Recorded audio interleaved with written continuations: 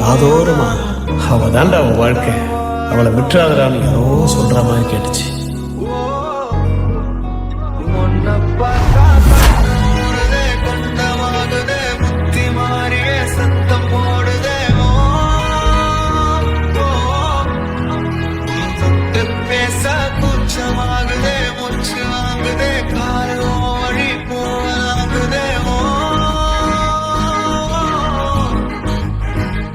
உன்னை கண்டுபிடிக்கிறதுக்கு 27 வருஷம் ஆயிடுச்சு.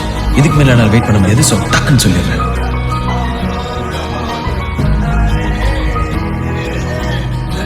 நான் உன்னை லவ் பண்றேன்.